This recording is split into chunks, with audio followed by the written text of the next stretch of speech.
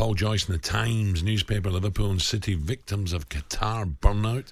The Premier League has been back now for 7 weeks since the World Cup, and pace setters the last few years, Liverpool and City have lost a combined 7 games.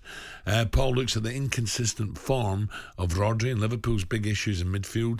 Injuries have also been a big problem for the Reds, with Van Dijk and Konate both out, with Ruben Dias has played 1 minute and John Stones hamstring problems.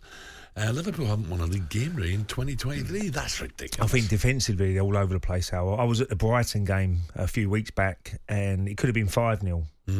That day was Konate and Matip started. Gomez was on the bench, but then he swapped, hasn't he? Gomez has come in at times, played alongside Matip. Konate's out now, but just shows you how important Van Dijk is. Oh no, Van Dijk is such an important player for him. Can we blame this in the World Cup? Well, he's a weird season, isn't it? I mean, stop-start, you go away with your nations and you're playing in the World Cup and then you come back.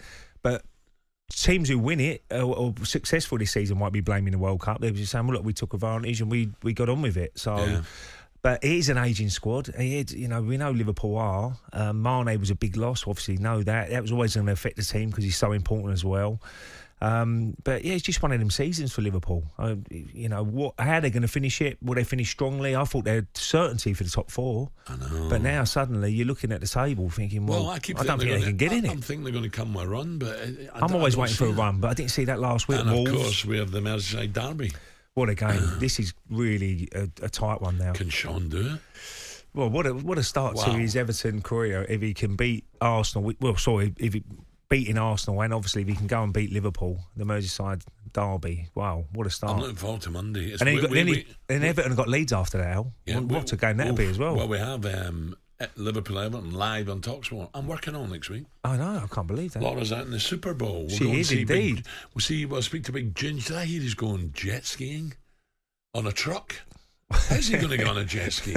Give us a break. He'll be doing a wheelie. How's he going to go on a... No, I'm not having that. But again, every single week we do the predictions down the pub, didn't we, Al? And I look at some of the games, I think, how's this one going to go this week? Well, Another great game this week. There's a bit of Buster Keaton going on down Palace. There. I'm told Bruno's looking at your scores. Palace v Brighton. How'd you call that one? Ooh, well, Brighton, listen, that for me is a derby. I know it's not officially. M23 derby, isn't it? Yeah, but I just feel Brighton, you've got to make Brighton favourites. I watched them last week. I was at the game at the Amex, and there's a real good buzz around the place at the moment because of how well they're doing, and they're sitting great in the league. Let's not forget, they lost their manager, they've lost players, really important players, and they're still competing at the top of the table. And then we talk about Graeme Potter, if they don't beat West Ham or get a result, is Graeme under pressure? It shows you the business model they've got at Brighton is superb. I'm sure lots of clubs will look at it and say, look, we got to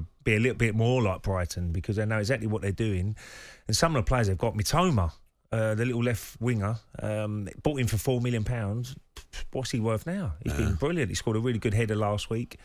They could have beat probably Bournemouth a little bit more comfortably, but they've missed their chances. And Ferguson's out, which is he's done really well as a youngster. Welbeck was up front. He had a couple of chances. But yeah, Brighton, that's an old one to call. But Patrick, they've raised their game. They've got a Palace. So what about City? Let's look at City. Haaland's very quiet at the moment. Surely De Bruyne's got to start against Villa. Well, that was a big shock, wasn't it, against Spurs, that De Bruyne is sitting on the bench, and you could see him getting frustrated, Haaland. I mean, he was making runs, but they just... No one was putting the ball through for him. Yeah. With his pace, you can put it over the top of Spurs' defence. But in the end, De Bruyne did come on late, but it was too late, doesn't it? And so, fair play to Spurs. On Wednesday, the three of us are Ali's in the gantry. I'm in the Diamond, and you're in... Where are you? I'm going to be over there. I'm definitely going over there. Yeah, well, I'm there. Right. Are you going? I believe so, yeah. Who with? I'm not telling you. You're so secretive, aren't you? I know, because you tell everyone, that's why. Well, you just said you're going, so why don't you... Yeah, I'm not telling you with who. Oh, young lady? Oh, come on. Does Jill know? Does Jill know?